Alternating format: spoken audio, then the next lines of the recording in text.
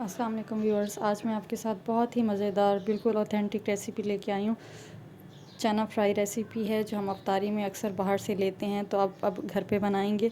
ऐसी recipe share कर रही हूँ मैं आपके साथ कि आप जो है बिल्कुल बाहर का जो है चना जो फ्राई मिलता है वो लेना भूल जाएंगे। बिल्कुल इसको लाजमी ट्राई कीजिएगा, बहुत ही मज़ेदार झटपट रेसिपी है और बिल्कुल ओरिजिनल ऑथेंटिक रेसिपी है। जब आप इसको ट्राई करेंगे तो आप भी बोलेंगे कि लाजमी जो है इसको घर पे ही बनाया जाए।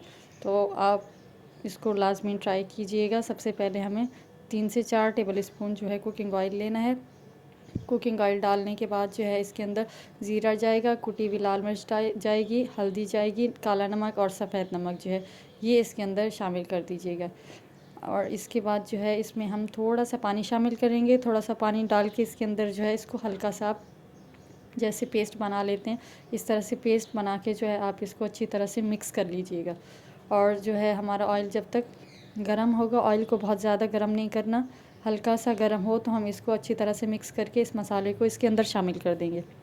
मसाला शामिल करने के बाद इसको जो है हम अच्छी तरह से भूनेंगे।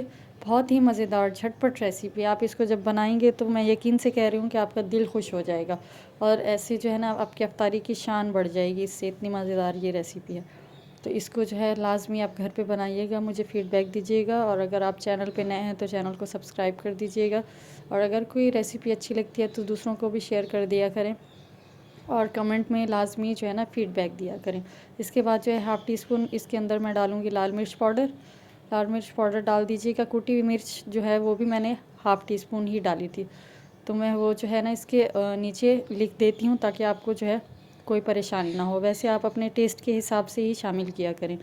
तो ये शामिल करने के बाद जो है मैं इसको अच्छी तरह से भून लूँगी।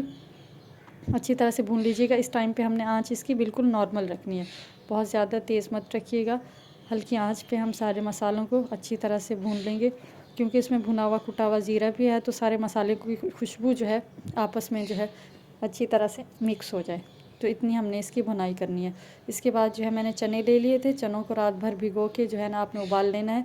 ये बहुत ही ज़बरदस्त से गले में, थोड़ा सा इसके अंदर पानी है, इस तरह से ये देखें बहुत अच्छी तरह से गले में। तो ये मैं डाल दूँगी इसके अंदर।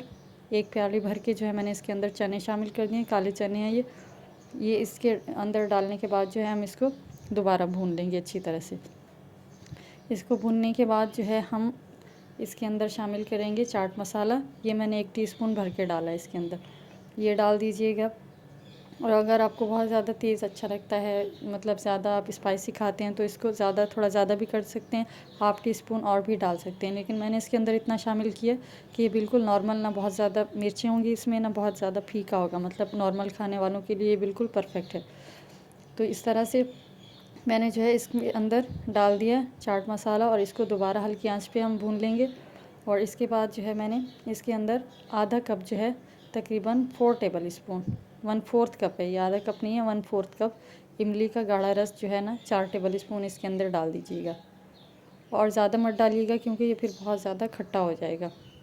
इसमें डालने के बाद जो है हम इसको दोबारा पकाएंगे हल्की आंच पे।